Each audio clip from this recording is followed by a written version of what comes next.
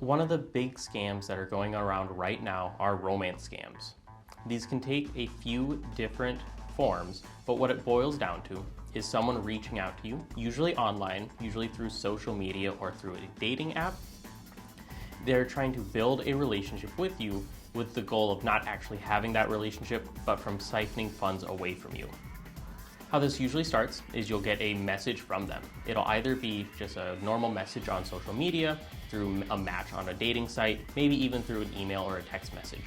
One way or another, the scammer will contact you posing as a possible romantic interest. They're saying that, oh, hey, I saw your profile, you looked really nice, I wanted to start chatting with you. It doesn't usually go to the scam right away because you'd catch that on. No one would send funds to someone that they just met 5 minutes ago. Instead, what they do is they kindle that relationship through calls and through video chats, through messages for weeks or months on end. But eventually, after a certain period, when they believe that they have enough trust with you, that's when they ask for funds. Now, they're not just going to ask for money out of the blue. They might ask for money for plane tickets so they can go and visit you, or to help out with their visa if they're not in the country. Maybe just for family expenses back home. They have a lot of bills and they think that you can help out. One way or another, they're going to give you a story of why you should send them funds and why you should trust them. And if you've been chatting with them for weeks or months, you're probably more likely to trust them compared to just some stranger on the internet. Then you send the funds however they ask for it. Then what happens is usually one of two things. Either they will just ghost you and cut off communications, or they may thank you for the funds, tell you how it's going to help get a plane ticket so they can come and visit you, or they'll pay their bills and it's a lot less stress for them. They'll continue that relationship, and then down the line they're going to ask for more funds from you.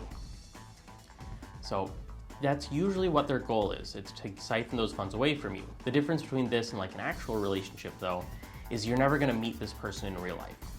A lot of times they'll say they're from out of state or out of country, or even if they are local, they're going to give you excuses for why they can't visit you. If you ever think that you've been chatting with someone who may be actually a romance scammer, there's a couple of things you should do. The first is whenever you're questioning if they're a real person or not, or if they're trying to scam you, you should cut off communication. This can be really difficult to do, especially if you've been chatting with them for weeks or months on end, but it's always better to be safe than sorry, especially when it comes to your finances. Another thing you should do is you should talk to someone you trust, whether it be a close friend or a family member, to see what their thoughts on the situation.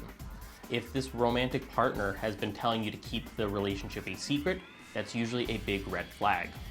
Another thing to watch out for is if they say that they're a celebrity. Now, it is possible that they could be an actual celebrity, but they're more than likely just a scammer using that identity to try to get your trust or someone that you want to chat with. But they're almost never going to actually be that real person. Then, if you're ever worried after you've sent funds, one thing you can do is contact your financial institution to see what they can do to help. It will depend on the situation, but there may be things that they can do to either recoup some of those funds or make sure that more funds aren't lost in the future. That's especially the case if instead of you sending funds, you've just given out some of your information where they're able to pull funds themselves. Financial institution should be able to get you new card numbers or new account numbers to help them fight against funds being pulled in the future.